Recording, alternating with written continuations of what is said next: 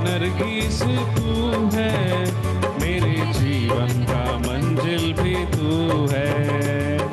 घाटियों का शोषण भी तू है, मेरे आनंद का सोता भी तू है। शारोन का नरगिस तू है, मेरे जीवन का मंजिल भी तू है।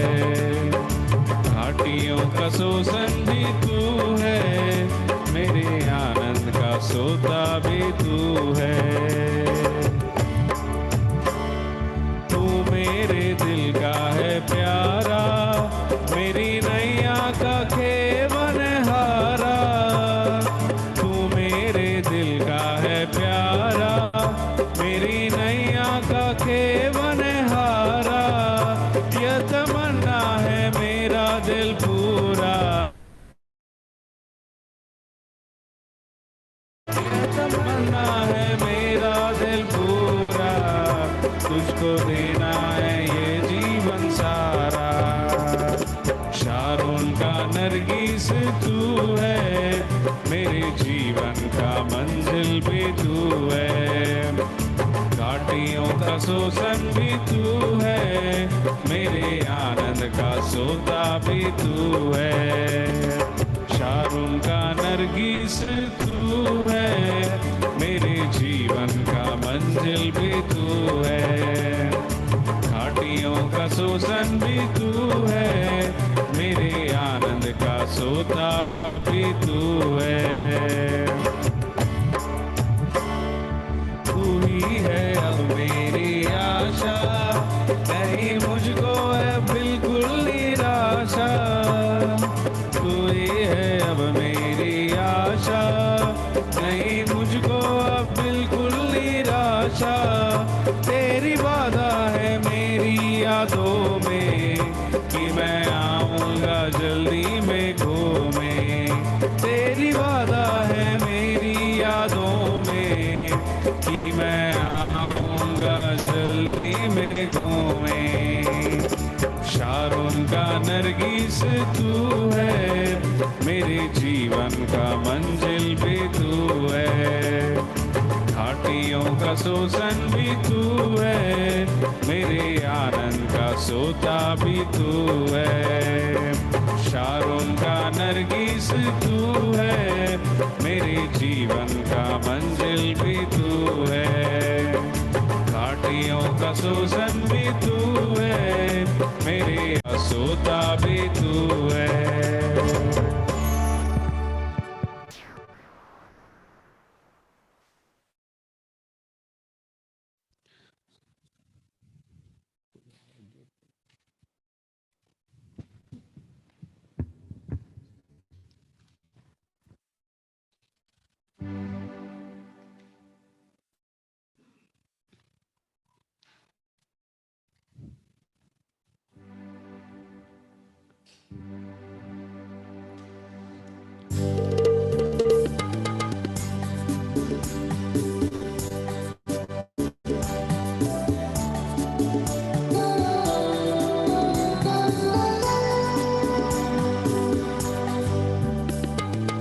जागृत हो तुम धर्मी जनों, अनुग्रह के दिन बीते जा रहे। तैयारी कर लो पवित्र झुंड तुम, यीशु की आमद समीप है। ईशु राजा इस नाचीज की, कुव्वत नहीं तेरे रहमत की। फसल खुदा बख्श दे आपार, मुझ नाचीज को इस जहां में। ईशु राजा इस नाचीज की, कुव्वत नहीं तेरे रहमत की। फसल खुदा बख्श दे आपार, मुझ नाचीज को इस जहां में।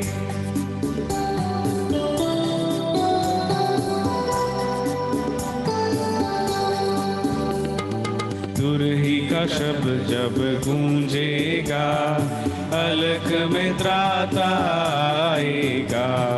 प्रभु में जो सोए जी उठेंगे, और हम भी शीघ्र रूपांतरित होंगे। ईशु राजा इस नाचीज की, कुव्वत नहीं तेरे रहमत की। फसल खुदा बख्श दे आपार, मुझ नाचीज को इस जहां में। ईशु राजा इस नाचीज की, कुव्वत नहीं तेरे रहमत की। फसल खुदा बख्श दे आपार, मुझ नाचीज जहां में। हर काम दे कामों का प्रतिफल वैसा ही पाएगा। तैयार हो हम सब प्रिय जनों, ईशु से मिलने को तैयार हो। ईशु राजा इस नाचीज की, कुव्वत नहीं तेरे रहमत की। फसल खुदा बख्श दे आपार, मुझ नाचीज को इस जहां में। ईशु राजा इस नाचीज की, कुव्वत नहीं तेरी रहमत की। फसल खुदा बख्श दे आपार, मुझ नाचीज को इस जहां में। धन्यवाद।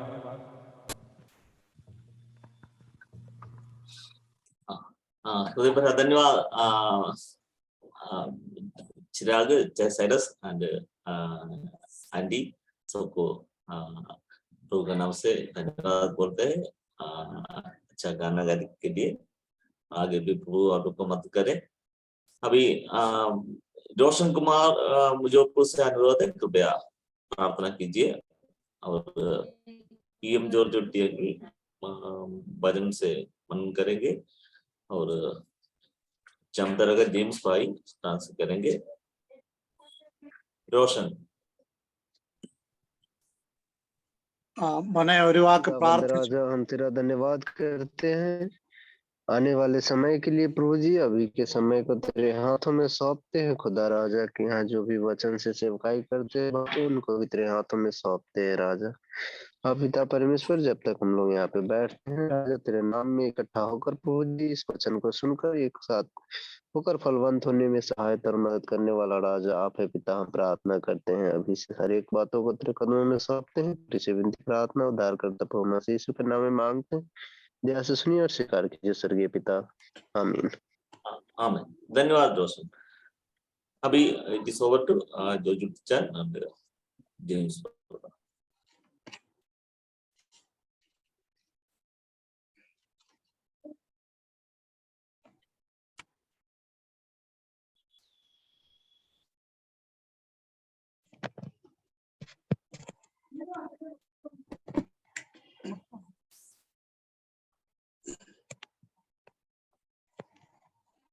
Can you hear me?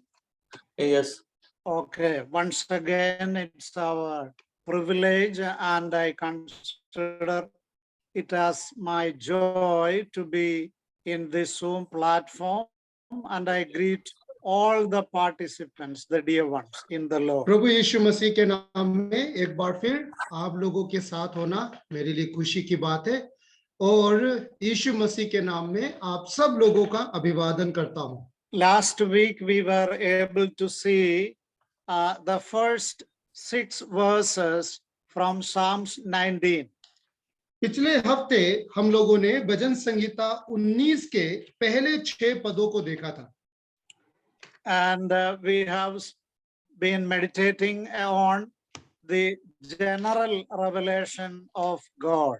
और हम परमेश्वर के सामान्य प्रकाशन के विषय में देख रहे थे And we see that we saw that there is no human words.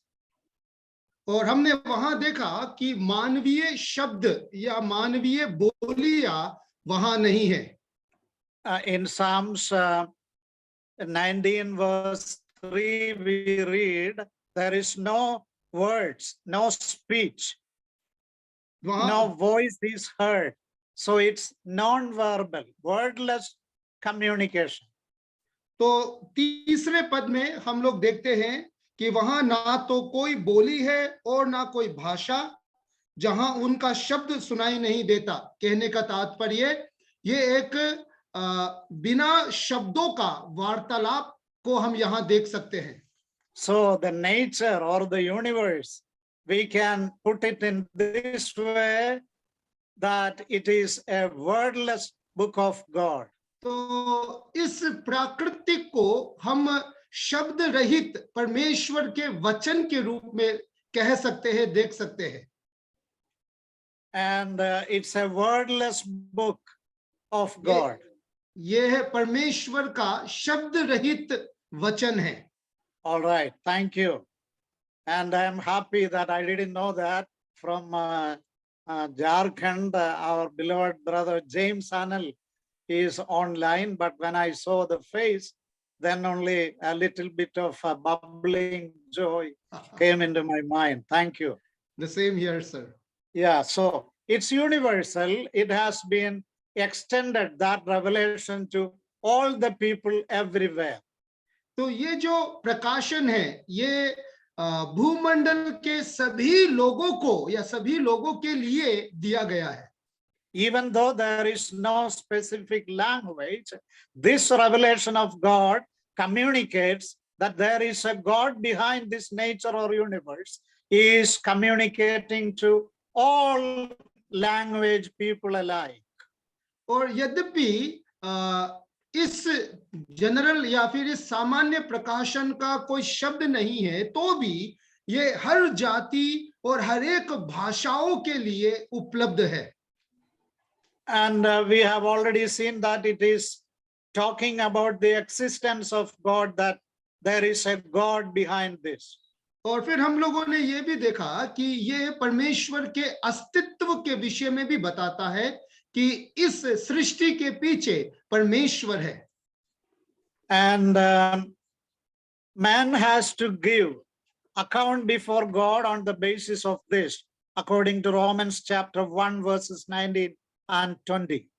Romeo की पत्री 1 अध्याय उसका 19 और 20 पद के आधार पर मनुष्य को सृष्टि के कारण या सृष्टि के आधार पर अपना लेखा देना होगा And if man, after all, receiving this general revelation in the nature, if he suppress the truth of God, then there is no excuse for them. और अगर सृष्टि के हर एक मानव जाति या हर एक जन सृष्टि में परमेश्वर के इस प्रकाशन को भी देखकर परमेश्वर पर विश्वास ना करे तो उनके पास और कोई कारण नहीं बचा है So it is sufficient enough to condemn man, to damn man, this general revelation. Come again, sir. It is sufficient enough to condemn or damn man into hell if they won't accept and understand that there is a God in and through the general revelation of God. परमेश्वर के द्वारा दिया गया इस सामान्य प्रकाशन के द्वारा भी अगर लोग परमेश्वर पर विश्वास ना करें तो ये सामान्य प्रकाशन ही पर्याप्त है कि वो एक व्यक्ति को नरक के उस कुंड में या नरक में डाल दे And at the same time, it's incomplete or this general revelation is insufficient in a way that it cannot lead man to the experience of personal salvation. तो ये तो सही बात है कि सामान्य प्रकाशन के द्वारा परमेश्वर पर विश्वास ना करे तो सामान्य प्रकाशन एक व्यक्ति को नर्क की ओर दिशा दिखा सकता है, लेकिन साथ ही साथ ये भी है कि सामान्य प्रकाशन एक व्यक्ति को उद्धार की ओर अगुवाई करने के लिए भी अपर्याप्त है, पर्याप्त नहीं है। Thank you. And there needs another way of revelation for man. तो अब जब सामान्य प्रकाशन एक व्यक्ति को उद्धार की ओर अगुवाई नहीं कर सकता पूरी रीति से, तो हमें एक और दूसरे अन्य प्रकाशन की आवश्यकता होती है। And we have also mentioned last week that there are other ways of general revelation also God has given to man. और परमेश्वर के द्वारा दिए गए अन्य सामान्य प्रकाशनों के बारे में भी हम लोगों ने बीते हुए सप्ताह देखा था। And we have seen that human conscience is another avenue where God has revealed in a general sense his revelation to man. और उसके तहत हम लोगों ने देखा मानवीय विवेक भी वो एक जरिया है जिसके द्वारा परमेश्वर अपना प्रकाशन लोगों को देता है। But there is also a problem. The nature, the universe, because of the first man's sin, it has come under vanity. और ये विवेक के मामले में भी हम लोग देख सकते हैं कि यहाँ पर भी एक समस्या है, क्योंकि मानव जाति के प्रथम पाप के बाद हम लोग देखते हैं कि ये विवेक एक तरीके से दूषित हो गया है। So we cannot depend upon the conscience of man today. तो आज हम मानवीय विवेक के ऊपर भी निर्भर नहीं रह सकते। Not only that, पहले point, the nature itself came under vanity because of the sin of man. और विवेक से पहले प्रकृति जो कि सामान्य प्रकाशन है, वे खुद भी एक व्यर्थता में आ गया क्योंकि मानव जाति ने पाप कर दिया। And then the history is another avenue whereby God has revealed himself to man in as far as the general revelation of God is concerned. परमेश्वर के सामान्य प्रकाशन का जहां तक सवाल उठता है, तीसरा जो जरिया है वो इतिहास की बातें हैं जिसके द्वारा परमेश्वर मानव जाति को अपना प्रकाशन देता है। And last week we have seen that even some people question that behind all the chaos, all the catastrophes, all the tsunami and other, natural disasters, people ascribe all this upon God. और फिर पिछले हफ्ते हम लोगों ने ये भी देखा कि जब मानव जाति के इतिहास में प्राकृतिक आपदाएं आई और जब समस्याएं उठने लगी तो लोगों ने इसका सारा जिम्मेदारी परमेश्वर के ऊपर डाल दिया। But we know that even though we cannot ascribe all these upon God, if we look upon especially the history of the people of Israel, the chosen people of God in Old Testament, in each and every event, God was revealing himself to them. तो ये तो सही बात है कि आज के तारीख में हम हर बात के लिए, हर प्राकृतिक आपदाओं के लिए परमेश्वर को जिम्मेदारी नहीं ठहरा सकते, तो भी बाइबल में पुराने नियम में जो इज़राइल थी, जो परमेश्वर के चुने हुए लोग थे, उनके जीवन में घटने वाले हर एक घटनाओं में हम परमेश्वर के उपस्थिति को या परमेश्वर को हम देख सकते हैं। So we can affirm the fact that God is the God of history as well.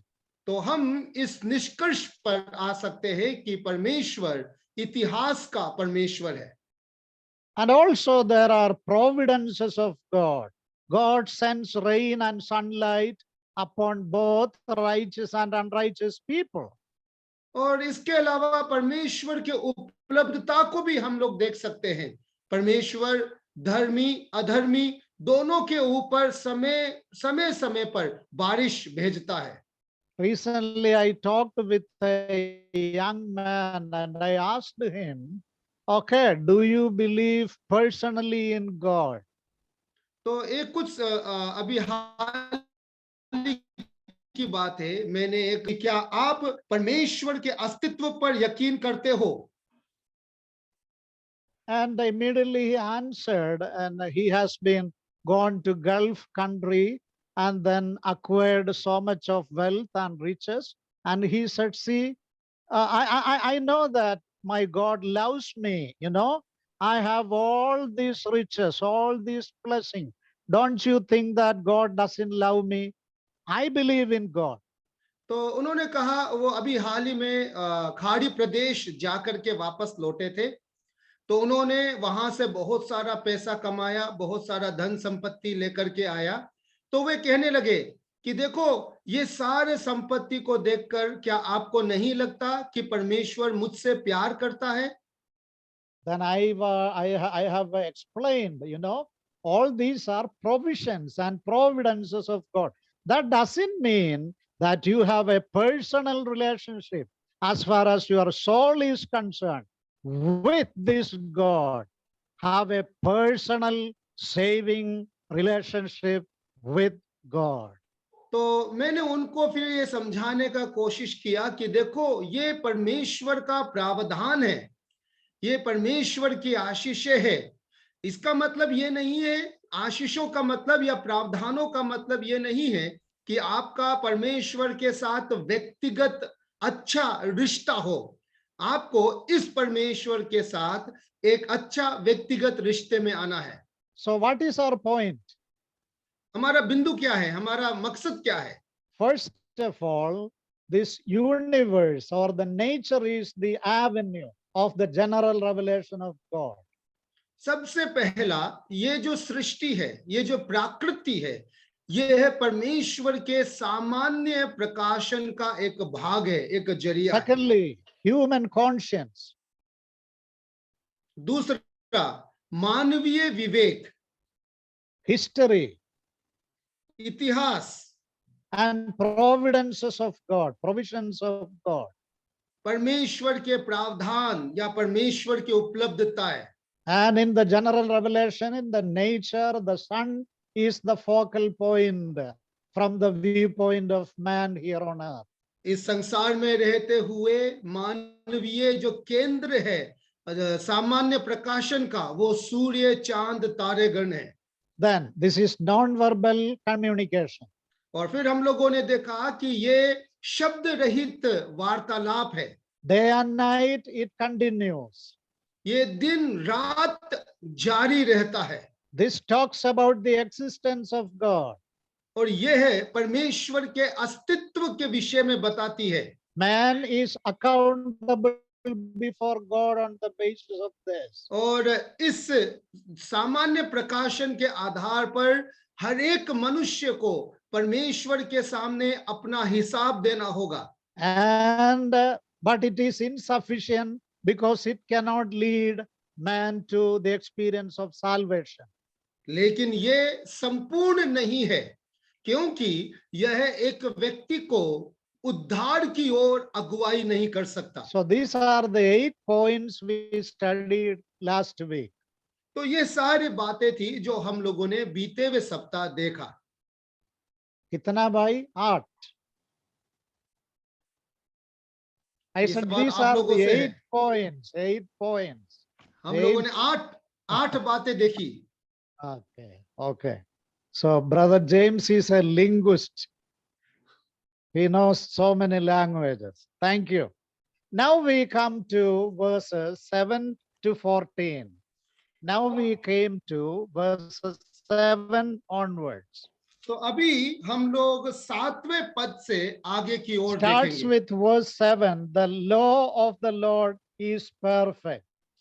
लिखा है 7वें पद का पहला भाग में, परमेश्वर का व्यवस्था सिद्ध है। Yes, this is not God's general revelation, but it is his special revelation or specific revelation.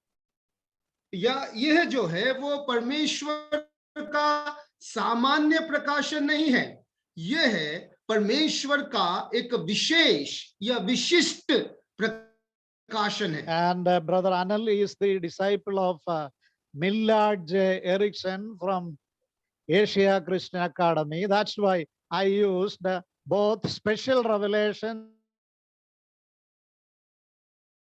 and specific revelation. तो ये एक परमेश्वर के दास के द्वारा लिखा गया एक किताब से है, जहां उन्होंने प्रकाशन एवं विशिष्ट प्रकाशन के रूप में कहा है। And this is in words, in and through words. और ये शब्दों के साथ है।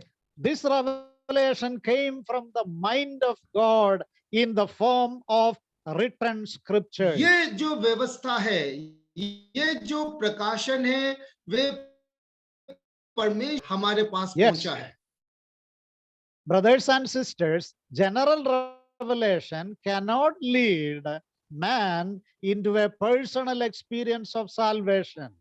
सामान्य प्रकाशन एक व्यक्ति को परमेश्वर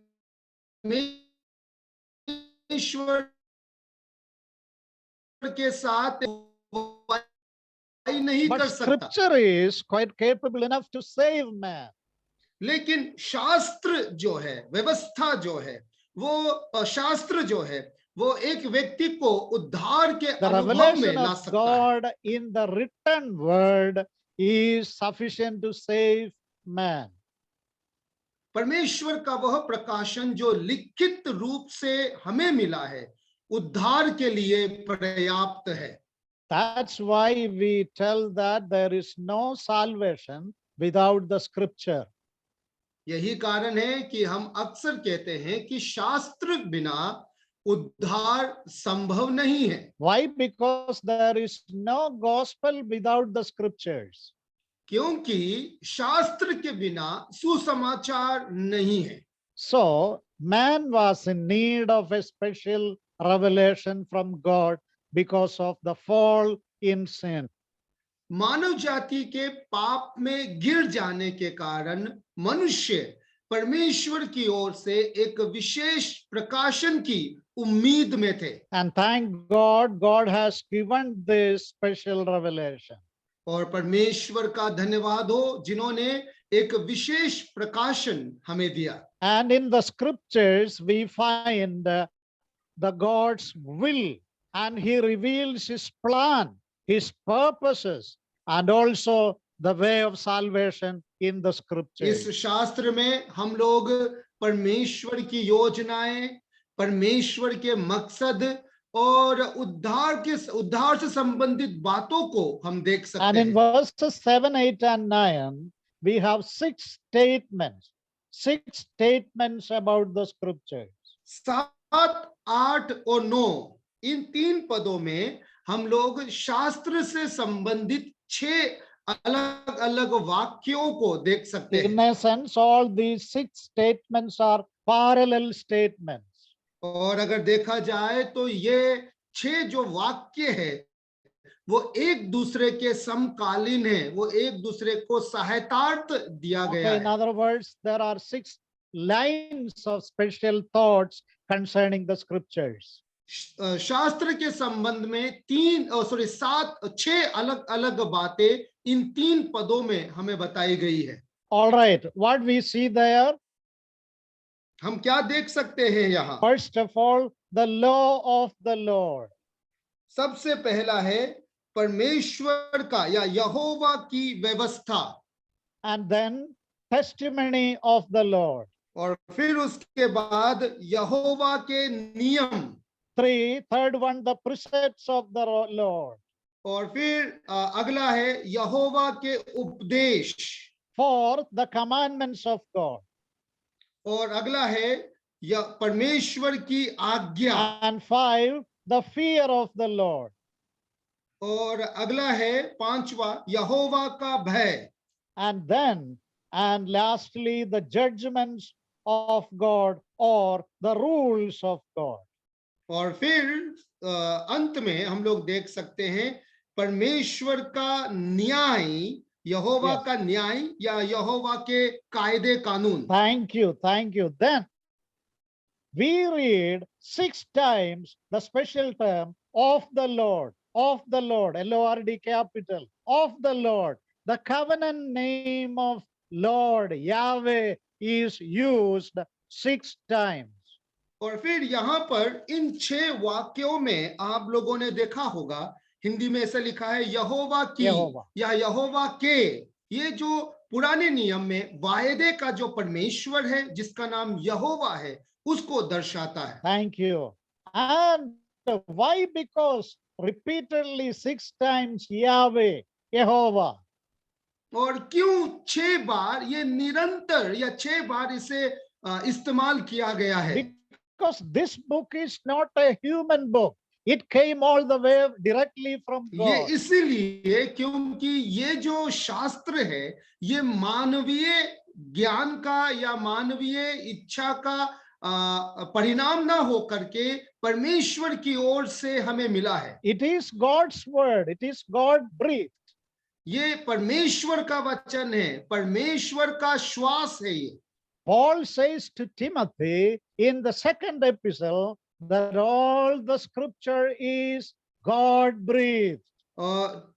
तिमोथियुस की दूसरी पत्री में प्रेरित पौलुस तिमोथियुस से कहता है कि संपूर्ण पवित्र शास्त्र परमेश्वर के द्वारा या परमेश्वर का श्वसित है, परमेश्वर का श्वास है। And it is the source behind this book is God Jehovah himself.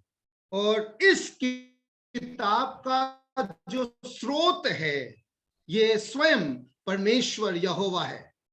So unmistakably that is repeated 6 times, so you cannot miss it. इसीलिए त्रुटि रहित रूप से बिना कोई गलती 6 बार इसको बार बार दोहराया गया है। People always believed it. They never questioned the authority of the scriptures. यहूदी समुदायों ने कभी भी यहोवा के इस शास्त्र के अधिकार को प्रश्न चिन्ह में नहीं रखा, उन्होंने हमेशा इसे पूरी रीति से विश्वास किया है। True Christians never question the authority of the scriptures. और एक सच्चा विश्वासी भी कभी भी परमेश्वर के इन लिखित शास्त्रों के प्रति सवाल नहीं कर सकता। So first of all, 6 titles of the scripture. तो सबसे पहले हम यहाँ शास्त्र को दिए गए 6 अलग अलग टाइटल्स या उपनाम हम लोग देख सकते हैं। The law, the testimony, the precepts. व्यवस्था, नियम, उपदेश, Commandment, fear, judgments. आज्ञा, भय और न्याय। And then look carefully, there are 6 characteristic features of the scripture. और अगर आप ध्यान से देखेंगे तो इस शास्त्र के 6 गुणों को भी यहाँ दर्शाया गया है। Ahla verse 7वां bhajan, it's revive the soul, it is perfect. It is perfect. 7वें पद में लिखा है कि ये सिद्ध है और ये प्राणों को बहाल, प्राणों को खुश कर देती है। Okay. Then the testimony of the Lord is sure. S-U-R-E. और आगे लिखा है कि यहोवा के जो नियम है वो वास्तविक है। And then verse 8, the precepts of the Lord are right.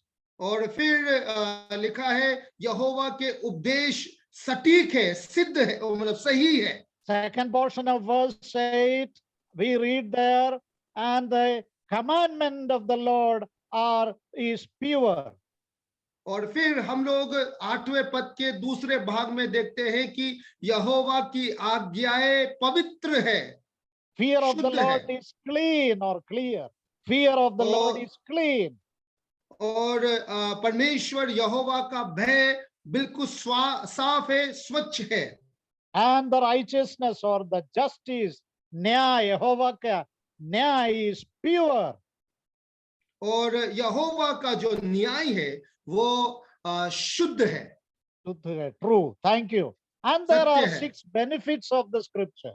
और ये शास्त्र के 6 अलग अलग फायदे हैं। First of all, it restores the soul. तो सबसे पहला ये प्राणों को वापस एकत्रित कर देता है, बहाल कर देता है। Secondly, the testimony of the Lord makes the wise the simple. और दूसरा, यहोवा के नियम साधारण लोगों, सामान्य लोगों को बुद्धिमान बना देता है।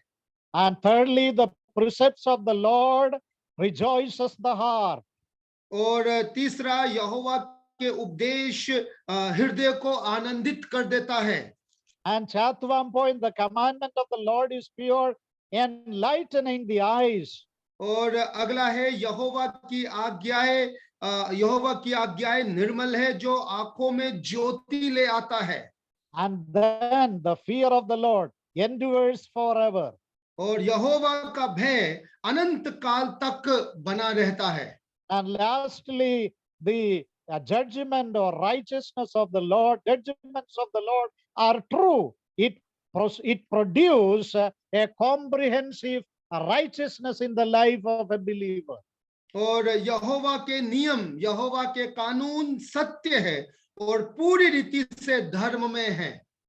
Yes, altogether righteous, that is one meaning, but the actual meaning is it comprehensively together, which makes a complete righteousness in the life of its acceptance.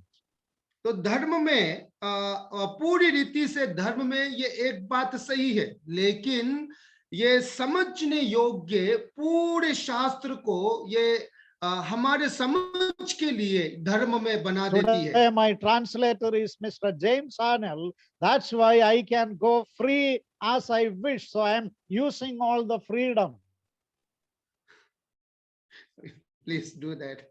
And then what stunning statements are these? देखो ये कितना एक उत्तेजना भरा वचन है ये सब। It talks about the full sufficiency of the word of God. परमेश्वर के वचन के संपूर्णता के विषय में हमें बता रहा है। Oh, here God's own testimony concerning his word. और यहाँ परमेश्वर के वचन के गवाहियों को हम लोग देख पा रहे हैं। Let's start with the beginning statement. The law, L-A-W, law of the Lord is perfect. तो हम लोग शुरुआत करेंगे पहला वचन से, यानी कि 7वें पद में जो लिखा है यहोवा की व्यवस्था। That word व्यवस्था or Torah is not only talking about the law, the Old Testament law or Mosaic 5 early books. तो ये जो व्यवस्था है, ये व्यवस्था न केवल तोरा या फिर मूसा के द्वारा लिखा गया पहले 5 पुस्तकों के बारे में ही नहीं बता रहा है। This statement identifies the scripture as the divine instruction. So that would be the nice occurrence or nice term. The law of the Lord means divine instructions. तो ये जो व्यवस्था है वो ईश्वरीय निर्देश है, और इसीलिए हम कह सकते हैं कि ये न केवल पहला 5 पुस्तक बल्कि ये संपूर्णता में परमेश्वर का निर्देश है हमारे लिए। If we want to buy a washing machine, the company will provide a manual in our hands. तो मान के चलिए कि हम एक वॉशिंग मशीन खरीदना चाहते हैं, तो जब हम वॉशिंग मशीन खरीदेंगे तो कंपनी हमें एक हस्त पुस्तिका देता है। Why? The manufacturer gives us how this can be repaired, how this can be worked out properly. That is the manual book. तो एक पुस्तिका हमें जो बनाने वाला कंपनी है वो हमें देता है कि इस वॉशिंग मशीन का इस्तेमाल कैसे किया जा सकता है, इसको ठीक कैसे किया जा सकता है। Yes, Bible is the manual from the manufacturer, God, so that we know how to live life in its full or maximum.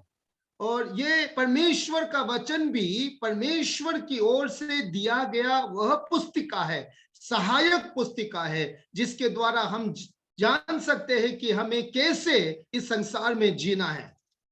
Brothers and sisters, not only this संसार में, but all this संसार में कैसे हम लोग live करना, not only that, in heaven, in eternity also, how we will live.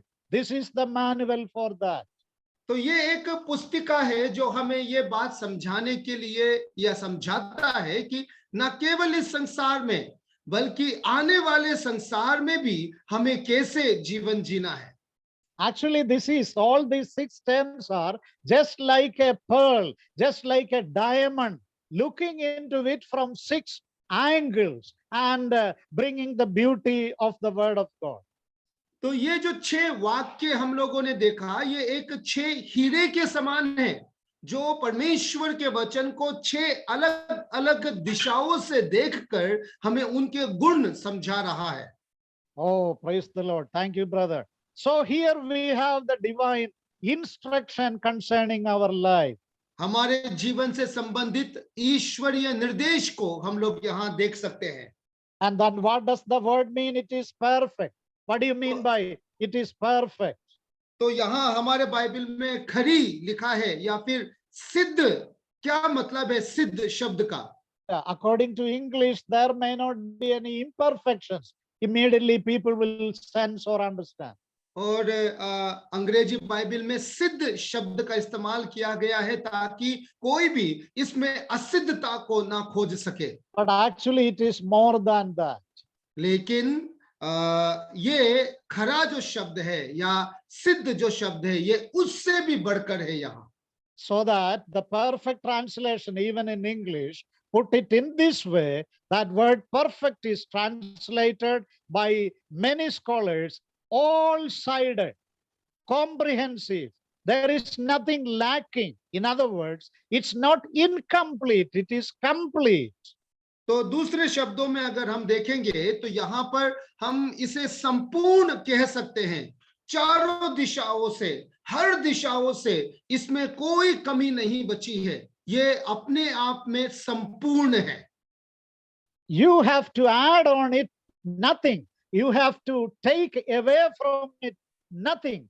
If you do that, you will face the divine judgment of God. ये संपूर्ण है, इसमें ना तो आपको कुछ जोड़ना है और इसमें से आप ना कुछ हटा सकते हो। अगर आप ऐसा करते हो, परमेश्वर का न्याय आप पर आ सकता है। Let me ask in between now, brother, my beloved brother James Hanel, how many children you have? I have 2 boys. 2 boys. You know, a small child, when it is born, we say mother's milk is a complete food. Don't give that child any junk food, any other Cerelac or Chorilac or what. No lack. Everything is lacking. You give only mother's milk. Because it is complete food given by God. तो जब एक बच्चा जन्म लेता है तो हम अक्सर ऐसा कहते हैं कि उस बच्चे को बाहर का कुछ न दे करके माँ का दूध ही देना है। क्यों? क्योंकि माँ के दूध में परमेश्वर के द्वारा दिए गए सारे चीज उपलब्ध है, वो संपूर्ण है, उसे बाहर का कुछ नहीं दिया जाना चाहिए। That is the meaning of the word perfect. It is complete. So you need nothing else, but it possesses everything. तो यहाँ पर खरी जो शब्द है उसका अर्थ ही यही है कि ये संपूर्ण है, इसमें और कुछ जोड़ना और घटाने की आवश्यकता नहीं है। Okay.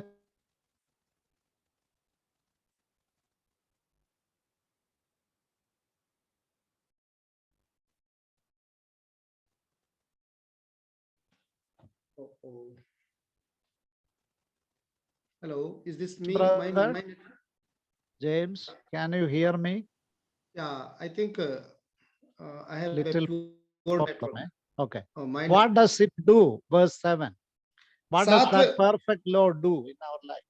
तो ये 7वें पद में यहोवा का यह व्यवस्था क्या हमारे जीवन में क्या करता है? First of all, is restores the soul. सबसे पहले ये हमारे प्राणों को पुनर्गठित करता है। Is it right, brother? या What यहाँ does पर Hindi says? हिंदी में बहाल कर देता है करके लिखा है। Okay. That word revives the soul. That word revive is translated into so many forms. तो ये जो बहाल जो शब्द है हमारे हिंदी बाइबल में, हिंदी भाषा में, इसको बहुत अलग अलग शब्दों के द्वारा अनुवाद किया गया है. So it means that it revives, it refresh, it regenerate. All these are the meaning there. तो यहाँ पर हम लोग इस शब्द के लिए अलग अलग बातों को देख सकते हैं, जैसे ये हमारे मनों को ताजा कर देता है, हमारे मनों को तरोताजा कर देता है, हमें पुनर्गठित करता है, हमें फिर से खुश कर देता है. And all these working in the inner person, the soul of a man.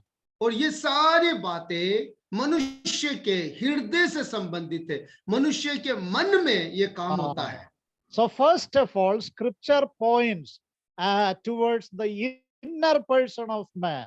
तो सबसे पहले शास्त्र मनुष्य के आंतरिक व्यक्ति को आंतरिक व्यक्ति से बातें करता है. There are so many other teachings today flourishing that if you believe, you will experience all the flourishness and abundance. Such teachings are there all around us. तो आज के तारीख में बहुत सारे ऐसे शिक्षाएं हैं जो दुनिया में व्याप्त है, हमारे आसपास में व्याप्त है, कि यदि हम विश्वास करेंगे तो हमें ये आशीषें मिलेगी, हम ऐसे उन्नति करेंगे और हम ऐसे फलते फूलते जाएंगे. We are not preaching such gospel. We are not teaching such truths. और हम ऐसे फलने फूलने का समाचार नहीं लेकर के आए हैं, हम ऐसा प्रचार नहीं करते हैं. The primary purpose of the scripture is your soul. परमेश्वर के शास्त्र का जो प्राथमिक मकसद है, प्राथमिक विषय है, वो आपका प्राण है.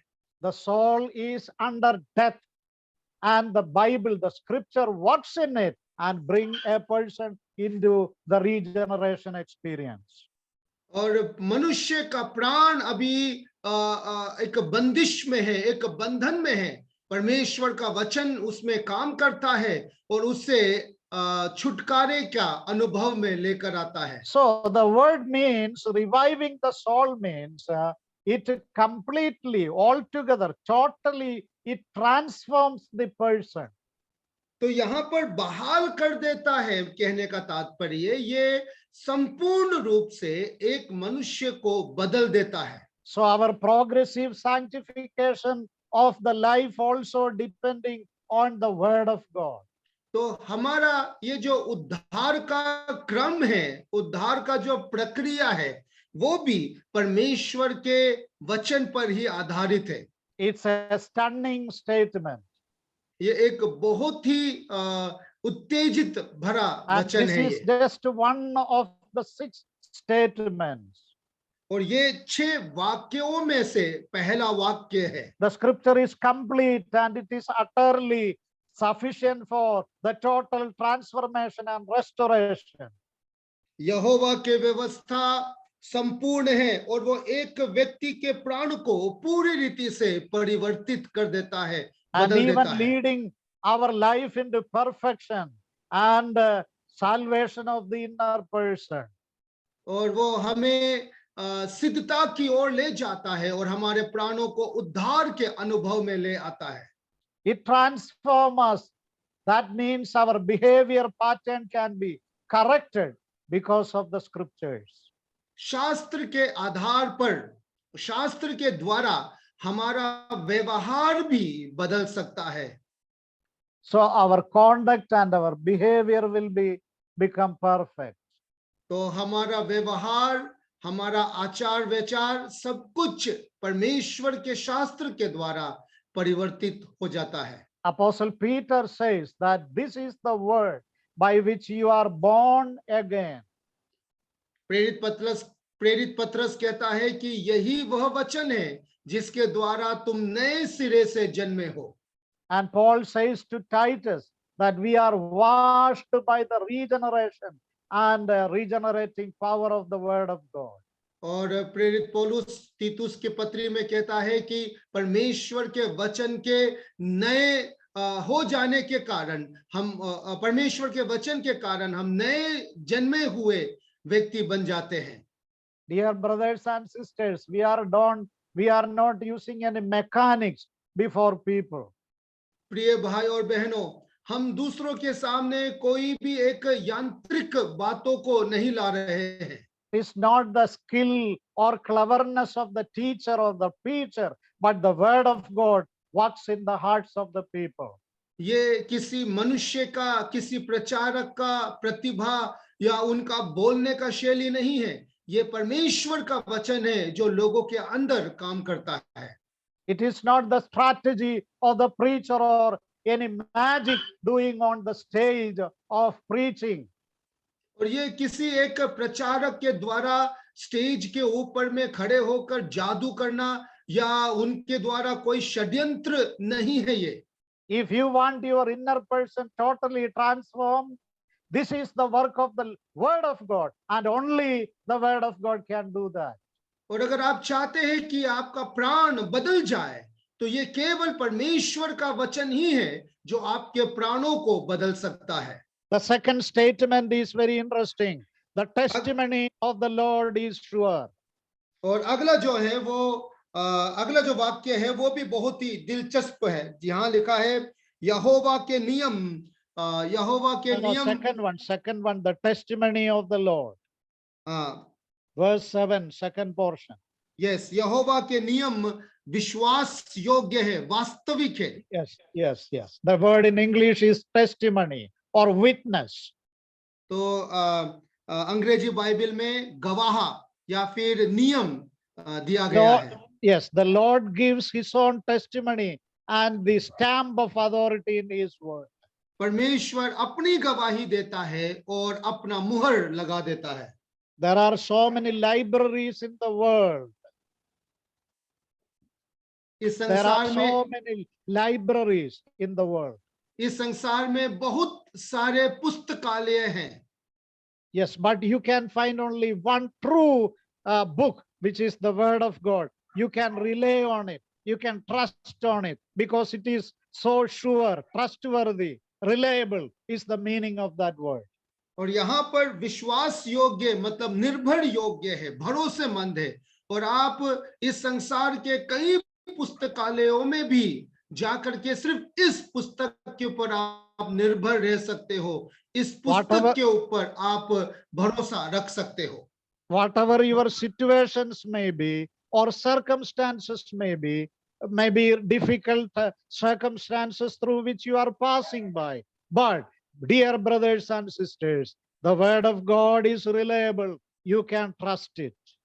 आप चाहे किसी भी परिस्थिति में क्यों ना हो, किसी भी चुनौतियों से होकर गुजर क्यों ना रहे हो, परमेश्वर का वचन भरोसेमंद है, विश्वास योग्य है और आप इस पर निर्भर रह सकते हो। And what is the characteristic feature? The testimony of the Lord is sure. परमेश्वर के नियम वास्तविक है या विश्वास योग्य है। इस विश्वास योग्य वचन के गुण क्या है? That is so sure in English. According to English, it is sure. Maybe reliable. You translate it already. Is it? Vishwas yogya. You translate. Yes. Thank you, brother. Apostle Peter is telling his testimony that I was on the mountain when the Lord Jesus transformed and when Moses and Elijah appeared. और पतरस अपना गवाही देते हुए कहता है कि वो एक रूपांतरित का पर्वत पर थे जहां यीशु मसीह रूपांतरित हुए और उन्होंने मूसा और एलिया को देखा। And 2 Peter chapter 1 verse 19, he says, I was there. I saw the glory. I saw the face shining of the Lord Jesus Christ. और पतरस गवाही देते हुए कहता है कि मैं वहां था और मैंने यीशु मसीह के उस चमकते हुए चेहरे को देखा है। Yeah, but he later says, but we have more sure word of God, the prophecy of God, just like a lamp in darkness. We have to hold it tightly towards our chest. तो इसके बाद वो कहता है कि इससे भी और निर्भर योग्य वचन आज हमारे पास है, जो कि अंधकार में एक ज्योति के समान है, और उसे हमें अपने करीब, अपने छाती के करीब दृढ़ता के साथ थाम के रखना है। And what is the benefit of this word? और इस वचन का फायदा क्या है, लाभ क्या है? Yes, it makes the simple most wise people. लिखा है कि ये सामान्य लोगों को, साधारण लोगों को बहुत बुद्धिमान बना देता है। Uneducated people. बिना पढ़े लिखे लोग, They didn't go to the world's famous institutions. और वे लोग जो इस संसार के प्रसिद्ध विद्यालयों में, विश्वविद्यालयों में नहीं गए, They will have the practical knowledge, the wisdom as far when they deal with the problems of life. इस सांसारिक समस्याओं का सामना करते हुए वे प्रायोगिक बुद्धि को अर्जित करेंगे। They know what to take from the word. When they know how to live a practically perfect life in this world. इस संसार में कैसे एक प्रायोगिक सिद्ध जीवन जी सकते हैं, और जीने के लिए वचन से क्या लेना चाहिए वे जानते हैं। I remember the experience when I was a young man. A blind man used to come to our house. तो मैं उस समय का बात को याद करता हूं, जब मैं जवान था और एक अंधा व्यक्ति हमारे घर आया करता था। And he was a man of God. परमेश्वर का जन था। And it was my duty to take him to the church. और ये मेरा दायित्व था, मेरा जिम्मेदारी था कि मैं उसे कलीसिया ले जाऊं। I remember still that when he stands up and then opens up the word, he cannot see, but from hearing only he might be knowing the things, but he stands to explain the word of God, exposition of the word of God. All the people will be stunned, and the Spirit of God will work directly into the consciences and hearts. और मैं अभी भी याद करता हूं कि यद्यपि उसे दिखाई तो नहीं देता था, और उन्होंने केवल सुन करके ही ये ज्ञान अर्जित किया होगा, तो भी जब वे परमेश्वर का वचन को समझाने के लिए, उसका सटीक व्याख्यान करने के लिए जब खड़े होते थे, और जब वो व्याख्यान करते थे, तो सभी लोग बिल्कुल मंत्र मुग्ध होकर के परमेश्वर के उन वचनों को सुनते थे, और वह उनके हृदय और उनके विवेक से बातें किया करता था। That is the power of the word of God. परमेश्वर के वचन का सामर्थ्य है ये। It is so sure and making the voice simple, and what a wonderful word of God. ये परमेश्वर का वचन वास्तविक है, वो विश्वास योग्य है, जो साधारण लोगों को बुद्धिमान बना देता है। And the third aspect is the precepts of the Lord are right. और अगला तीसरा जो गुण है, वो यहोवा के उपदेश सही है, सटीक है। Hindi is very wonderful, even though in English it is known as precepts. Its idea is foundational truths or doctrinal facts. तो यहाँ पर हिंदी भाषा में उसे और ज्यादा अर्थ के साथ बताया गया है। उपदेश मतलब बुनियादी शिक्षाएं। Yes. What is a doctrine? एक उपदेश क्या है? This is absolute truth or foundational principles.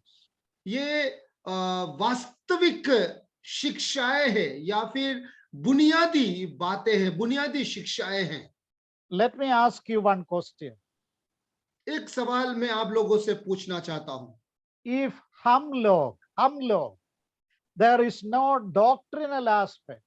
If we don't have any doctrines, then what do we have? अगर हमारे पास कोई उपदेश नहीं है, तो हमारे पास क्या है? अगर उपदेश नहीं है, तो फिर हमारे पास क्या होगा? We are a people who stand firm for the foundational principles of the word of God. हम वो लोग हैं जो परमेश्वर के बुनियादी शिक्षाओं को दृढ़ता के साथ थाम कर खड़े हैं। It is not our aim or purpose to preach or teach some tricks before God or before people. लोगों के सामने कुछ कर्तव्य, कुछ हाथों का सफाई दिखाना हमारा काम नहीं है, हमारा कर्तव्य नहीं है। We hold for the doctrines, the hygienic doctrines of the scriptures. परमेश्वर का स्वच्छ उपदेश, परमेश्वर के उपदेश को हम थाम के रखे हैं। And the benefit is it rejoices our heart.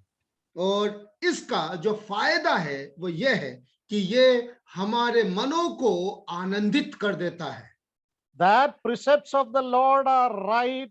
It will rejoice our hearts means it will show you the right path.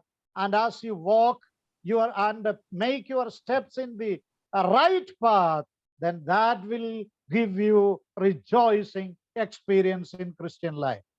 तो यहोवा का उपदेश सटीक है और वो हमारे हृदय को आनंदित कर देता है। कहने का तात्पर्य यहोवा का उपदेश सटीक है और वो हमें सही मार्ग दिखाता है, हमारे कदमों को सही दिशा की ओर ले जाता है। And then our heart will be rejoiced. और तब हमारा हृदय आनंदित हो जाता है। Think for a moment the experience of prophet Jeremiah. अब यिर्मयाह नबी के उस अनुभव को जरा देखिए। You know, he found the word of God and he ate it. उन्हें परमेश्वर का वचन मिला और उन्होंने उसे खा लिया। And even people don't want accepted his words. और ऐसे भी समय था कि लोग उनके वचनों को स्वीकार नहीं करते थे। And finally they caught hold of him and they made a pit in the earth and then was about to dig him in that pit. और फिर उन्होंने क्या किया, उसे पकड़ा और एक गड्ढा खोद करके, एक कुआं खोद करके वो उसमें उसे गाड़ देना चाहते थे। But his experience was he found joy and greatly rejoicing in the word of the Lord. लेकिन उसका अनुभव को अगर हम देखेंगे, परमेश्वर के वचन में वो मगन था। It is not the surplus or the riches of the world give a real child of God any joy. ये सांसारिक संपत्ति और सांसारिक उन्नति एक परमेश्वर के जन को आनंदित नहीं करती। It is not our bank balance. It is not our cars. It's not our houses. The material riches will bring you real happiness. The real happiness always comes to the heart of a child of God through the meditation and study of the word of God. आपका bank balance, आपका car, आपका घर, आपका संपत्ति, ये कोई ऐसी चीज नहीं है जो परमेश्वर के जन को आनंदित कर सकता है, बल्कि परमेश्वर के साथ बिताया गया समय और परमेश्वर को दिया गया समय परमेश्वर के जन के हृदय को आनंद से भर देता है। I love the word we read in Acts chapter 8 concerning the eunuch. एक खोजे के विषय में जो प्रेरितों के काम 8 अध्याय में हम लोग पढ़ते हैं, मुझे वो बहुत पसंद है। We know evangelist Philip walked alongside his chariot and finally he shared the gospel, and at a time when he saw water, they both went therein and he baptized him. और फिर हम लोग देखते हैं कि सुसमाचार प्रचारक फिलिपुस उनके रथ के साथ साथ दौड़ रहा था, फिर वो रथ में चढ़े, उन्होंने सुसमाचार सुनाया, उन्हें पानी का एक टुकड़ा मिला जहां उन्होंने जाकर के बपतिस्मा लिया। And after the baptism, the Spirit of God has taken Philip away. और बपतिस्मा के बाद परमेश्वर के आत्मा ने फिलिपुस को उठा लिया। And then there is written one specific word. और फिर वहां पर एक विशेष वचन, विशेष शब्द लिखा गया है। Enoch went rejoicing in his way. लिखा है कि तब खोजा, आनंद के साथ अपने घर की ओर निकल पड़ा। Let me ask this question. ये सवाल मैं आपसे पूछना चाहता हूं। How many of you can say along with me, yes, brother, I believe all these teachings concerning the word of God. If I ask you, lift up your hand or show any sign, I know that you all will do that. Lift up your hand. We agree with this. तो अगर मैं आप लोगों से पूछता हूं कि इन बातों से क्या आप सहमत हो, तो आप भी अपना सहमति को हाथ उठाने के द्वारा या किसी न किसी क्रिया के द्वारा आप हमें बता सकते हो कि हाँ, आप जो भी बातें कह रहे हैं वो सब सही है, बिल्कुल सटीक है। We all believe this true. This is true. What you are telling is true. You will all say, agree with me. तो आप कहेंगे कि आप जो कुछ भी कह रहे हो बिल्कुल सही है, हम आपसे बिल्कुल सहमत है। But my question is this penetrating question. Is your personal joy, sheer joy, does it lie in the word of God? Do you really mean it? Are you really meditating and spending time on the word? And if this alone is your joy, that's my question. लेकिन मेरा सवाल आप लोगों से यह है कि क्या वास्तव में आपका आनंद परमेश्वर का वचन में है? आप परमेश्वर के वचन के पढ़ने का आनंद उठाते हो? क्या परमेश्वर के साथ समय बिताना आपके हृदय को आनंदित करता है? Even though I wanted to complete that 6, our time won't permit us, and I hope that beloved brother Jennings will allow one more time, another time for us, so that we will complete the devotion, even we come to the last concluding portion of Psalms 19, that is so instructive.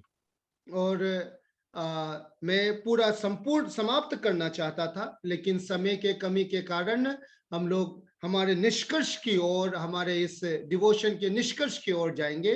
उम्मीद करते हैं कि भाई Jennings हमारे लिए कोई और एक दिन सुनिश्चित करेगा ताकि हम हमारे इस डिवोशन को पूरा कर सके। So today we have seen 3 truths concerning the special revelation of God. परमेश्वर के विशेष प्रकाशन के संबंध में आज हम लोगों ने 3 बातों को देखा। And 3 more is remaining, but now we conclude here by God's will. If any other time is allotted, we will continue to see and get the truths, the instructions. तो आज हम यहाँ समाप्त करेंगे। 3 बातों को देखा है, 3 और रह गया है। यदि प्रभु का अनुग्रह रहता है तो हम किसी और दिन इन 3 विषयों को देखने का प्रयास करेंगे। Yes, as we wind up, let us examine our hearts in the light of this mirror. Word of God is a mirror, and it will show us our clear picture. So humbly and with all humility, we will love and serve the Lord. आइए, जब हम हमारे इस संदेश को विराम देते हैं तो परमेश्वर का वचन जो एक आईना, एक दर्पण के समान है, इसमें हम अपने आप को जांच करके देखें। ये हमें हमारा वास्तविक चेहरा देखने के लिए मदद करेगा। बड़े नम्रता के साथ और दीनता के साथ आइए हम एक दूसरे की सेवा में लगे रहें। May the Lord richly bless us, and I extend my heartful thanks to Brother James Anil also.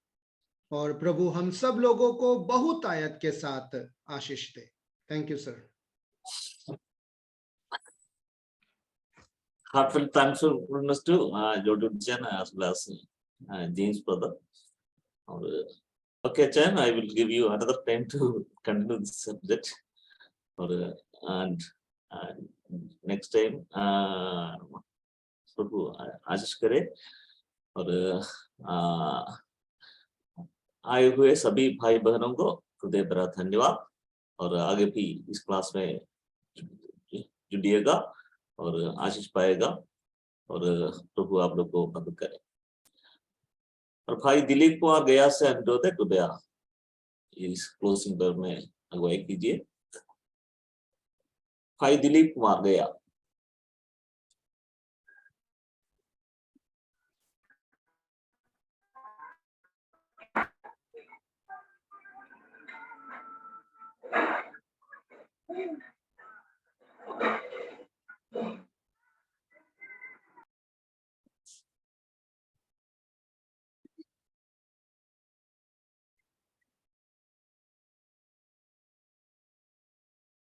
Okay, unmute कीजिए भाई।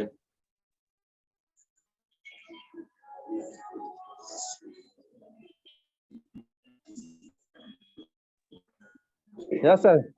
हाँ, ओके, प्रार्थना कीजिए। अच्छा ठीक है।